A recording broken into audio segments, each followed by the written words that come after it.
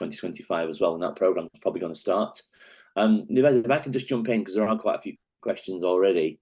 Let's just start with the basics, if you don't mind. For those that are not familiar to this territory, well, what would you say to those people are the key financial documents the company should be looking at this stuff? So there are three key financial documents from a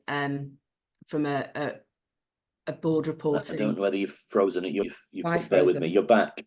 I'm back. Sorry.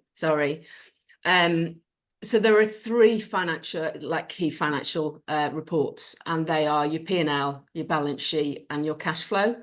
And they're really the three that are concentrated on. Your P&L tells you how well you're doing, what your break-even analysis might be, what your EBITDA is, and you can look at that against your budget and your forecast and what you're actually completing. The balance sheet, as an accountant, is one of the most key pieces of information, because it actually tells you the health of that business.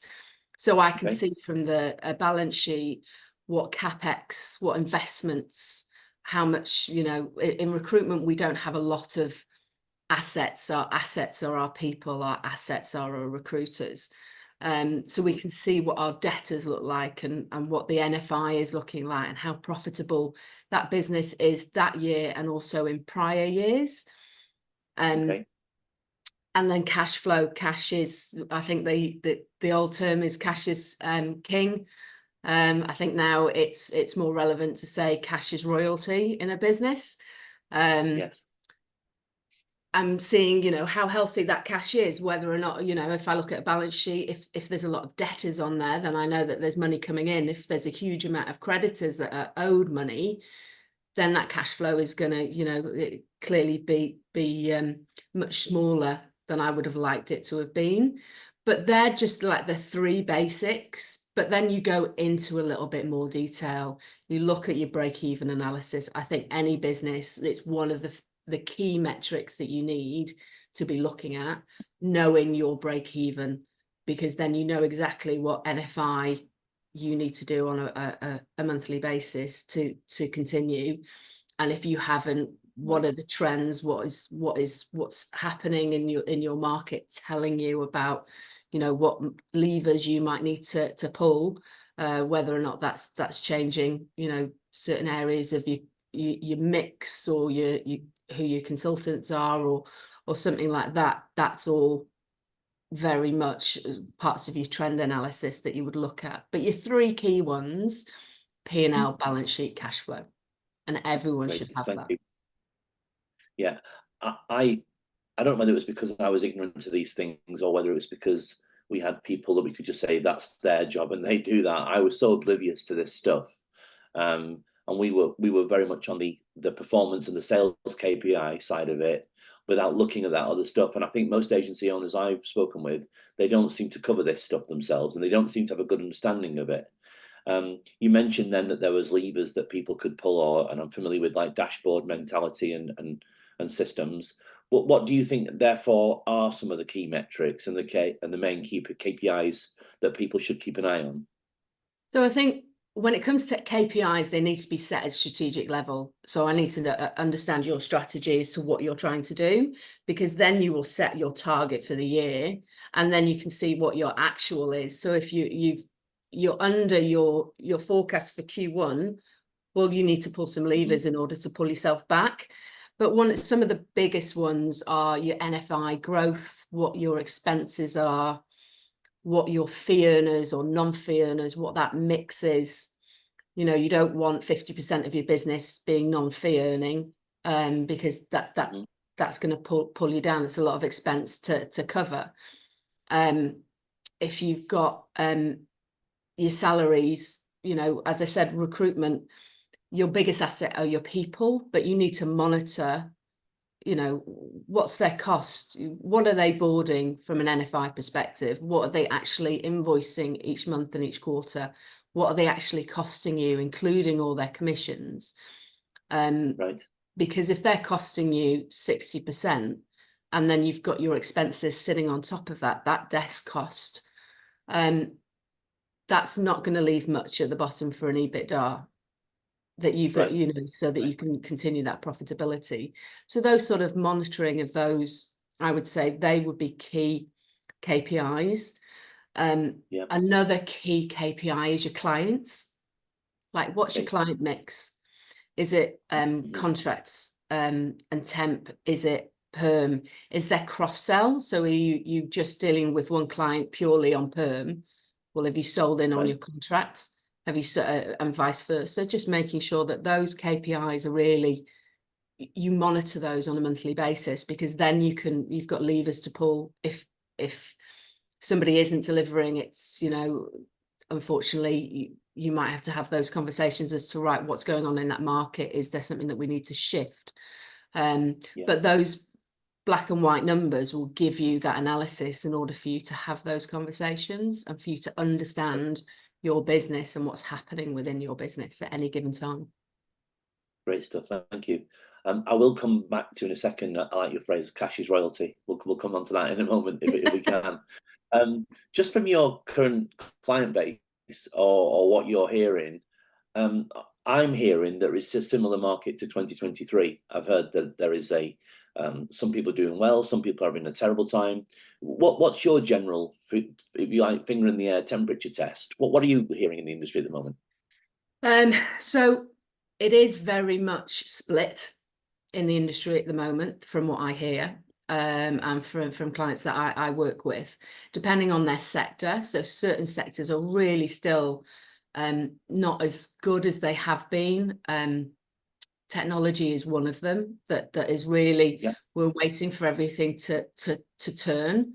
There Yeah. has been, I suppose, there's good news in the fact that PE is now and venture capital is now being invested back into the market, into recruitment. So that will enable sort of more growth, and that's sometimes where it comes from, and that positivity coming through. But I think at the moment, the biggest thing and a risk for a business that everyone should be looking at is like the environment as to what's going on. We've got an election coming up shortly that could shift everything. Yeah. So Yeah. there is no this market is doing amazing. It is very much, we're all still very positive, wanting it to turn, but you are hearing that some people are struggling and other people are flying. And that's the thing with this sort of market. And I don't know if we go back quite a few years, to the 07, 08, there's some big names there that didn't even exist, and they came through a very difficult market because they did it well. They went into a very specific market. They developed those client relationships and they grew within a difficult market. And there are always going to be winners and losers, I suppose, within those markets. And Absolutely. It's getting those client relationships. And I think something that we're definitely getting to see is more of a push in those RPO, those, whether or not it's a small RPO you've got, or a talent acquisition, you've got recurring revenue there, which is very different from that contingent, where you're starting from a blank book every single month. So it does depend on market. There isn't a one size fits all, that everyone is struggling. Some of the financial markets are doing very well at the minute, but then other side, they're not doing well. So we're a people business. So it's again, it's about the people and understanding your business and understanding your strategy and your values and what your objectives are that you're pushing forward, and making sure that you're known in the industry for that, so clients will come to you. Yeah, great stuff. As we're recording this, it's June 2024, but I think the reason why I wanted you to answer that was because I think you're absolutely right. That this is a good lesson at any time, that at times like this is how you ought to behave. And I think the message that I hope we get across on this and through to the audience is that these things that you're talking about, they're absolutely essentials from a financial side that you get in no matter what market you're in. If nothing else, be fit for purpose for the future, or be fit for purpose for now when you may be struggling. So it seems like all those things will be pertinent anyway. We had a very but kind of cross-pollinated industries for purposeful reasons. I should get my teeth back in. The reasons for that was that we just realised that when one market, you mentioned technology there, might be sinking, other markets are. And funnily enough, on the financial side, we noticed in a low market, credit risk environments and the need for things like mathematical modelers and data scientists was high in demand, because credit card companies need to protect their loans that they've made. So that there was always a market there. And I think the message of it, if I was to give from this, would be make sure that you've got I suppose a plan B industry sector recruitment angle, where you can at least go, well, if things aren't going so well here, I've got a pretty robust one over here for when times are bad industries as well. But thanks for answering that, because I think that's important for people in this current market. We mentioned cash, and cash is royalty. Why so then? Because cash flow and cash management are notoriously bad in recruitment. That there is an incorrect message that there's so much money in recruitment that you can be a spendthrift, and I think that sometimes people can come undone because of that. What's your best advice to manage that? I think number one is understanding your break-even point, what your fixed costs are every month. So your fixed costs might be rents or your staff salaries. Your variable costs are going to be commissions. They're going to be, I want to buy this additional license or more adverts, or I'm going to go, we've done great in this month, we're going to go off on an incentive. Yeah. But if your forecast is shocking, then you need to make sure that you're managing that moving forward. I always say that companies, especially when they're small and they're growing, and they might not have a finance function that can help them with things, that you have two accounts. You've got your business current account, that's your day-to-day, and you've got a deposit account. And then, of course, most recruitment companies will have an invoice discount or a finance, a factoring. So they'll borrow money against the invoices. But you're borrowing, let's say, 80 to 90% or 75 to 90% of your invoice value. That includes the VAT. Now, that VAT doesn't belong to you as a recruiter. That belongs to the taxman. We've got to pay him. And we'd love, I get it. Everyone wants to not have to pay the tax, but it's their money. And it's the same with when you take PAYE from your staff. It belongs to, you're paying it on behalf of them. You're a custodial of that money. So that money really, if you put that away in a deposit account, you don't sort of think, oh, I've got this additional money that I've got to spend. And sometimes your bank account can look very healthy and it's very easy to overspend. But then you've got to look forward. You can't just look at today. I always say one of the key things is to look forward for 3 months.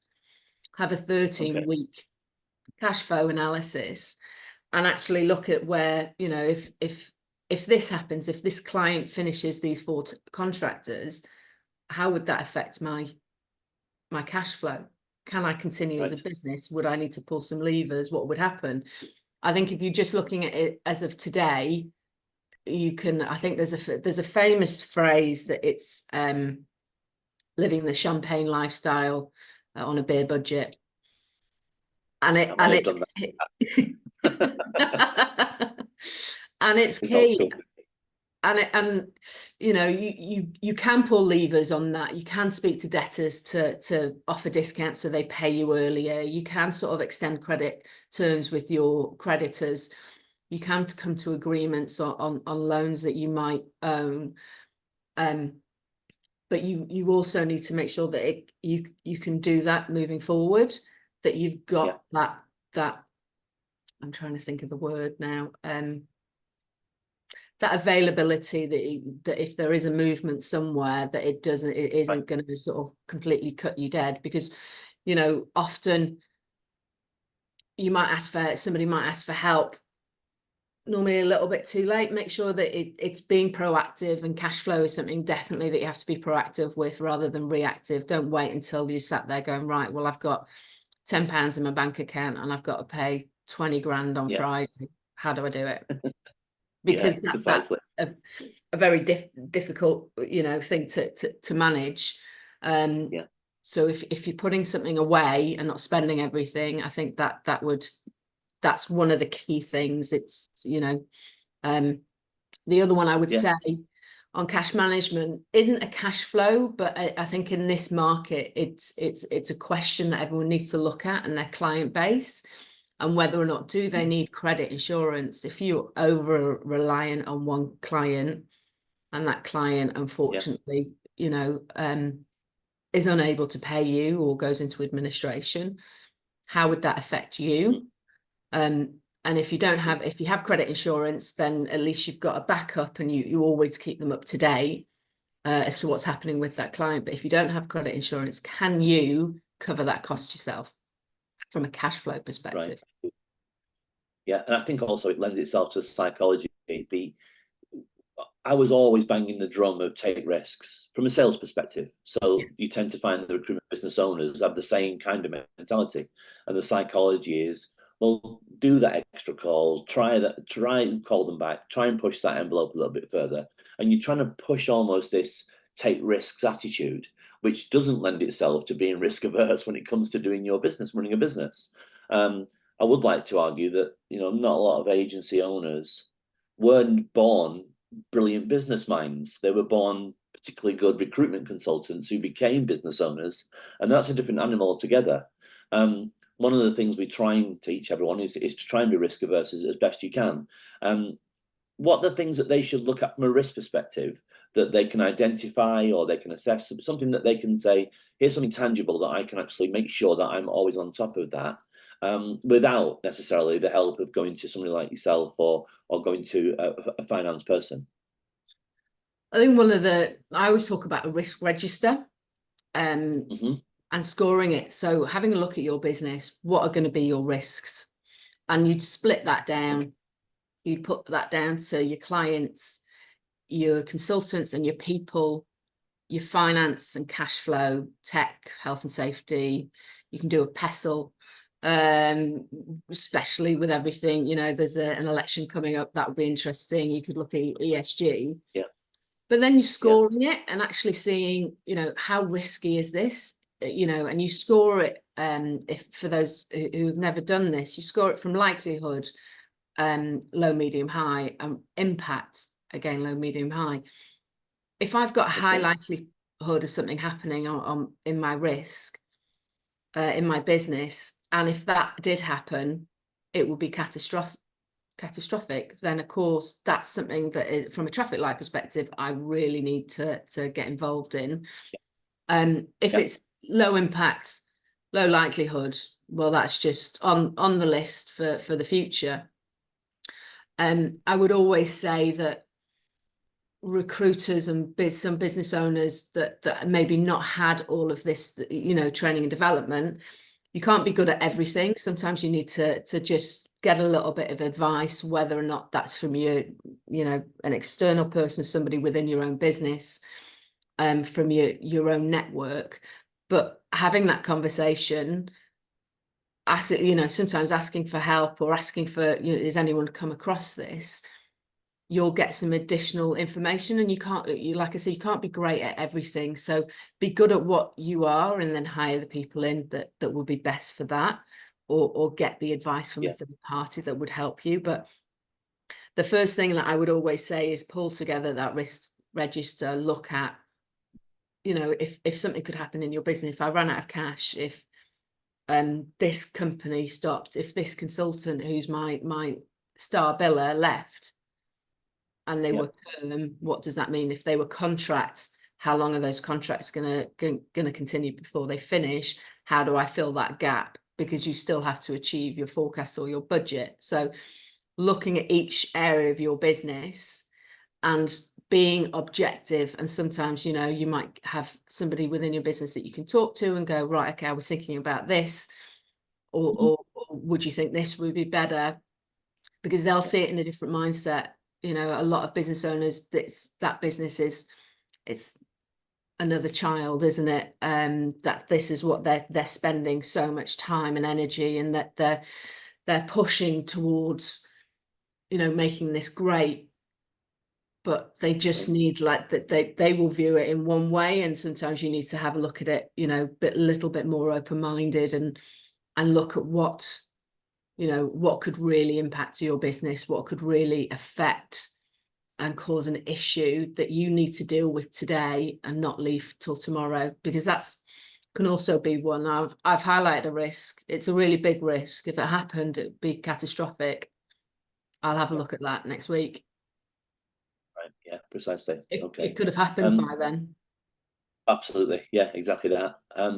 Just on that, if I may, if someone was to come to you and to say, look, what I heard you talking about this risk register, is that something that you almost like have a formulae or templates that you share with people and say, look, this is what I need from you to be able to assess that? And what's the process with you? Would you say, give me what you can with this information, and then you'd consult with them and say, this is the opinion of that, just so people can see what kind of solution might be available? Yeah, 100%. So there is, you know, a simple formula that you'll pull together, but that's all about that communication and breaking it down. So there would be, right, okay, let's have a look at, and everything is bespoke for each business, because there isn't a one size fits all, because not all recruitment, you know, there'll be similarities, but not all the same. But 100%, it's about looking at your business, looking at every aspect of your business, pulling that information together, and then seeing, right, okay, you know, looking at your financials, looking at your strategy. If this happens, you know, how do we mitigate, and helping those people pull something together so they've got a document, and then that's a live document that they then, you know, would look after, and they've got the information in there, and if something happens, they might review that quarterly, and sort of say, right, okay, well, this is happening at the minute in the market. How does that affect? Let me have a relook at my risk register that I put together, whether, you know, if I help them out and pull together something like that, right, where were we? Is that the same? So I've put a full risk in there. I've explained what the risk was going to be. I've explained, you know, whether or not it's currently likely, or what the impact would be. We'd also write how to mitigate against that. So they've got that whole thing, and then you just manage that on a quarterly basis, as to what's happening, because everything moves so quickly, and you need to be within. I always think in recruitment, you need to be sort of on top. You need to be running quite quickly, and very agile. And I think if you can put those things together, then you're onto a good thing. Good even keel. Yeah, precisely. I've got a very specific. We've answered some of the questions, some of the points of this next question, so I'll just reformulate that in a second, if I may. But while I'm thinking on that, those who are familiar with the Power Hive know that we formulated by yourselves, North Star people. We've got the business health check, and the business health check, for those that are not familiar, it covers quite a lot of areas in your business, finance being one of them. We have a slide at the end of this session, which we'll share with everyone on screen, Nives. I mean, you can perhaps run through that, and we can talk about business health check then. But I'm guessing that's along the same kind of lines. If you've got some kind of markers where you can say, this is where I am as a business, this is where I sit, then to also have some corresponding advice and expert advice from people like yourself who go, well, you know, you think you're okay, but not only you're not okay, but also benchmarking across the industry, you're in a terrible state. You can probably get blindsided by that when you're an agency owner, I've noticed, because they think, well, this, you know, John Smith did 4 deals and Jane Smith did 3 deals. I don't know what the problem is. But then when you look under the bonnet, they seem to be in a lot more trouble than there is. So I think having that risk register as an option would be a wonderful thing for people to be aware of. And as I say, we'll perhaps come to the business health check towards the end if we can, just so we can come through some of those ideas as well. Coming back to, you mentioned then about the owners and them being aware of that. One of the questions is around shareholder value. I'll read this verbatim if I may. How can a company effectively forecast and align then its financial goals with that company strategy to maximize shareholder value? Because I would imagine some agency owners are just thinking, well, I'm only in this to run a business for a profit, to have a financial event of some sort, and looking at that value for them is where they're key. So how would they effectively forecast and align then their financial goals to help that? So one of the key things for to be, I'll put my teeth back in now. One of the key things that you one of the key things is actually having a strategy. So to pulling together a strategy, whether or not that's a 3-year strategy, there's a standard, there's 2 or 3 things that people want to do in if they open a business in recruitment. They want to have a lifestyle business, and therefore that it's going to be of a certain size. They want to create an event in usually 3 to 5 years is normally what everyone says, or they want to grow and grow and grow. So those are 3 very, very different strategies.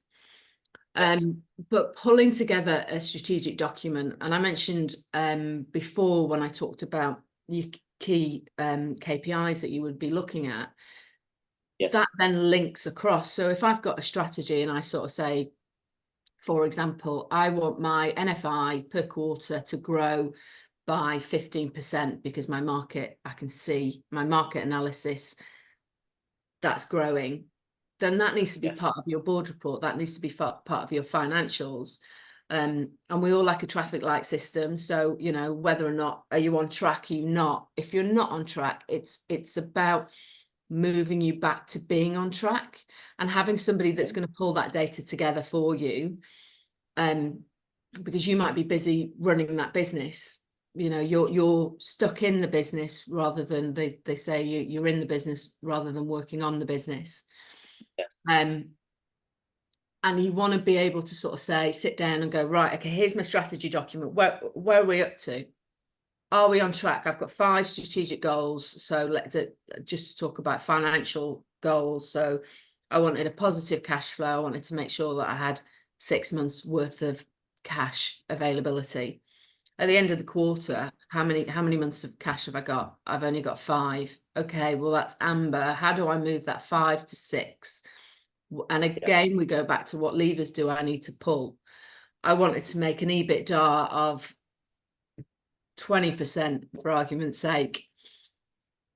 I've only made 15%. What's gone wrong? Why, again, that you might see that as red or you might see that as amber, but it isn't where you want to be. And if you're not hitting those financial markers, those strategic goals that you set and are very specific, you're not going to end to your end goal. You're not going to get to your, whether or not that's an event, or whether or not that's a growth, or you wanted to do an acquisition, whatever that goal might be in 3. If you're already off it on Q1 of year 1, then that's going to clearly have a knock-on effect on Q2 because you're then on catch up.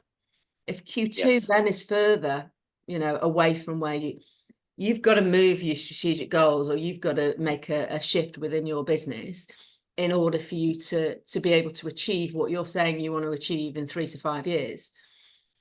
If you're already on the back foot on Q1 and you don't do anything about it, and you just, that's fine. We haven't hit our target. We're on amber and everything. Okay, let's keep going for Q2. And then you turn around and go, why can't we do this in year 3? You're answering it yourself, and you knew that on Q1. So you need to, it's about getting very specific and writing those down, and everyone having a document that they know what they're doing. And, somebody like from a finance perspective, I would go in and go, right, okay, this is where you are. This is where we said we wanted to be. This is our and it's called a gap analysis. How do we close that gap from where you currently are and where you want to be? And can we do that in the next quarter, or do we need to make some shifts in order for us to achieve that? And that's when you'll see, those levers again being pulled, whether or not I need to invest more in a different market, I need to diversify, I need to do more contract billing rather than just the perm that I'm doing.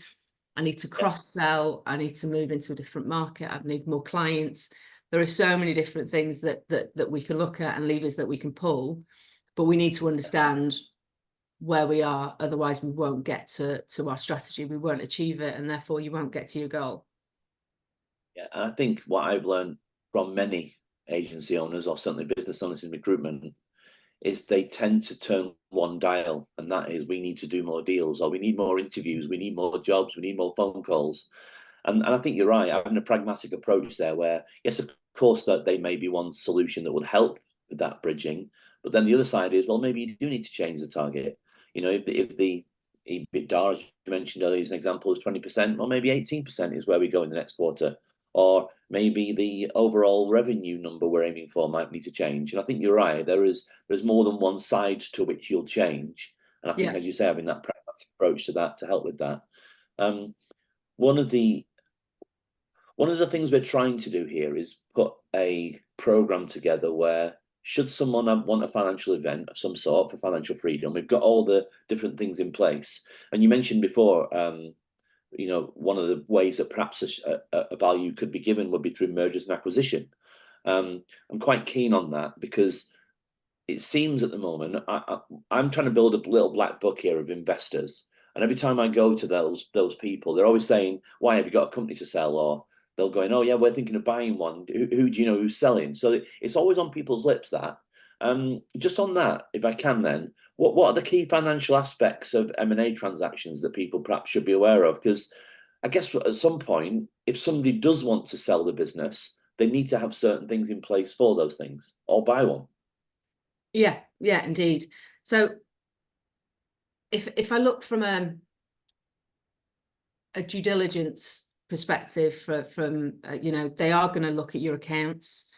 I would always want to see at least 3 years of full accounts. I'd also, you know, your management accounts are also key. Your board reports and actually your board minutes are going to be key. So I'm going to read those and see what's happening. Right. You know, like I said, if you're not on track for your strategy and for your financial goals, when did that shift? Is that still going to happen? Because from an M&A perspective, a buyer is buying your business for a number of reasons. It might be that they're trying to get into that market. It might be that you've got an international presence that they want to get into. It might be that they want to grow, and it's all about growth within that market, and you're a competitor. They want to ensure, whoever's going to buy you, they want to make sure that it's going to continue growing into the future. It's not in a declining market. It's not in a declining position. So they will 100% want to go into, you know, your management accounts, your budgets and your forecasts. How well are you at budgeting and forecasting? And that will create value for a business owner. Balance sheet is always going to be key because that gives me the exact position of the company. Cash flow, you know, how you're getting on with cash flow. Is there a lot there? But then there's a lot more to it. It's your corporate structure, who your shareholders are and your share capital. What finance agreements and banking agreements have you got in place? Have you got, you know, huge loans, or have you got an ID facility? Can I buy you out of that ID facility? Am I caught in that ID facility for X period of time? What are the terms and conditions of that? I'm always going to look at your contracts and how you trade with people, whether or not it's the same people, the same clients, what your revenue mix is going to be, if you've got any assets, any intellectual property that could be quite good, and then you go into, you know, litigation and disputes, social media, who your people are. Again, recruitment's a people business. You know, the recruiters are your assets. They can't sit on your balance sheet, but they are your assets, and they're the people that are going to drive value within your business, as well. So looking at all of those things to make sure that there is something there for somebody to buy, and it's going to continue to grow, and, you know, everyone wants to make more, you know, if through acquisition, or a merger, you know, they want to make sure that that's going to work and that you're culturally aligned if it's a merger as well. So, you know, if I've got a culture of A and a culture of B, can they merge together, or do I have to operate these two businesses separately? Would a buyer want to do that? Yeah, absolutely. Something you mentioned earlier, which I think definitely would not be on everyone's lips, is having clear documentation throughout the process. When we were very lucky, the previous company, to have a big flotation with that business, we didn't quite grasp how important the documentation was needed for the sentiment of the city. So it was just a feeling that we were in control of what we did. And something you touched on earlier, which I thought, I'm just going to regurgitate that, if I may. If you are going to make a change, it seems, to either the performance or the targeting, or both, or whatever it may be that you're changing, I think having that clear documentation of why you made that decision, what you did about that decision, and what the outcome has been because of those changes, if those are clearly documented to a potential merge, acquisition, or even sell or purchase, my God, it did us some favors that in the future, in hindsight, because of that, but forgive my language here, but the pain in the bum level of detail that we needed to do on that stuff was so important when it actually came to those decisions. I don't think anyone gets the grasp of how important that is. They always look at the bottom line and go, as you say, well, we've done so many deals, we've got so much profit, what's the problem? Well, if you can't prove that, it's almost like when you're back in school, you can't just say the answer to this maths question is 8. You've got to show your workings. And it's a little bit like that, I suppose. Yeah, 100%. I think if you don't have that information, that documentation, then that can affect your value, or the value that somebody wants to buy, or you're going to buy somebody for, if they don't have that. Because that's going to increase the risk. Is the compliance there? If let's say I've done a deal, I'm really happy, we're all really happy, we're going to do loads of money with this new client, but nobody bothered to get them to sign terms and conditions. Yes. What's the risk? What's the compliance? That's pretty big. Am I going to give you the same value for it? Probably not, because they could walk away tomorrow. Exactly. Yeah, and I would argue, again, so people are clear on this, that could mean the difference between 1 point in your multiplier when you're coming to do these kind of financial events of sorts. And if you're talking, as we've already described in previous meetings, you're probably going to need at least $1 million profit. And the average, didn't we say, was 5.9 multiplier or something similar to that in the previous meeting? Yeah. I think it's always a moving feast, isn't it? And it depends on so many things. 6 million or 7 million. It's I'd rather have the extra million for the sake of doing documentation. Getting those terms signed. We'll go on to a quick sign, conscious of time, your time, Nives, as well. One thing, I suppose, as a general is there any kind of obvious guidelines where you might just go, look, if you want to add value to your business, what would you generally say? Just keep an eye on these things. Is there something that some people could take away from this and go, okay, well, I'm going to at least look at those things? I think some of your those value metrics are going to come down to your product mix. So how much are you perm focused, and how much is contracts and recurring revenue? Your clients and your client spread. So it is. Sorry to interrupt. Just before you start, should I not then bring this slide on? Because I think some of the things might be in there. I'll do that. That's great. I want to save you time going over the same stuff again. And also, I wanted to make sure that I've done it, because I know you put a lot of work into sharing this. I'm hoping that you can see my screen now. He says the technology guy at the Power Hive, getting it wrong. But this is one of the key drivers. Yeah. So perhaps if we can we don't have to go through every one of them, but I'm guessing, is this where the value perhaps would come in from your perspective? Yeah, 100%. So if you're keeping an eye on these, and this is what your part of your strategy is regarding, and what you look at on a monthly or quarterly basis, then you'll be able to mitigate against, you'll be able to push, and you might be able to get exactly the multiplier that you want if there is an event that you want to happen, or can you drive up more value? If you're getting everything right, if your brand is doing really well, if your people and your performance, and when I talk about people and performance, it's not just about your consultants, it is also about that next level of management. So if I'm got a an event that's going to happen, is the person making that, is the business owner going to leave? Are there people the next level down able to step up? Have they already stepped up so that they can manage that business and take over that business and continue to run it successfully? Those sales and delivery numbers, like, as I said, the revenue mix, Yes. risk and compliance, and your technology, RegTech, is key. Can I automate? I always say my dream is a one touch. Everyone laughs at me. As a one touch that I have to put it into one system and it flows through all my systems within, you know, my business. I've never seen it happen. I think it's a dream of mine. But how many touch points are there? Can you, from a technology perspective, have you automated as much as possible, or are people still using Excel?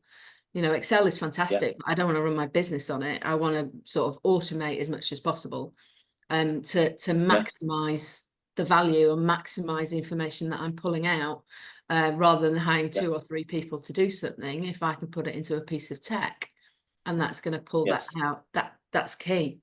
Absolutely.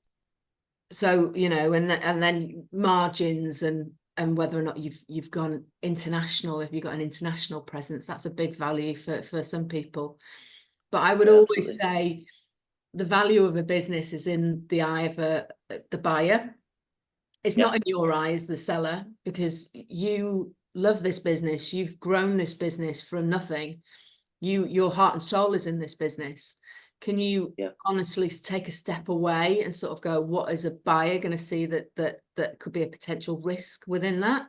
And being able to do that. And that's normally when you need some sort of advice from a third party to come in and help you look at your business and sort of be honest about your business and go, right, well, it's fantastic business, but if we just tweak this here and here and here, you'll get that extra 1%. That you're after. But if you leave it as is, it's still a great business, but you won't get that 1%. So getting that advice and getting people to help you make those decisions. Yeah, great stuff. Thank you, Nives. Okay, I'm conscious of your time, and once again, there's so much information there. I think every time I speak with you and I speak with people on the technology side, I'm forever reminded that I need advice and I need help. It's never a case of I go, oh, thanks, I now know the answers. It's always I go, all you've done is made it that I now need to come to you for more advice to do this. Maybe that's the reason you do it, but anyway, it works perfectly. What we'll do, Nives, is we'll make sure that this webinar is available to everybody, not just the Power Hive, but also in the industry at large. We'll work our magic at our side. We're going to make the webinar into clips to answer those specific questions, as well as I mentioned at the beginning of the start of this session. I'll share those with you as well. So if you want to promote them at North Star and for your own purposes as well, you'll have them available. But thank you again, Nives Feely. As always, you convinced me that I need to do more help with my finances, if nothing else. And thank you for taking time. I'm conscious you've come back from a holiday for this, but thank you very much. I appreciate it as always. Oh, no problem, Keith. Lovely to have a chat. As ever, all right, see you finances. next time. Yeah, all right. Bye for now. See you later. See you later. Bye.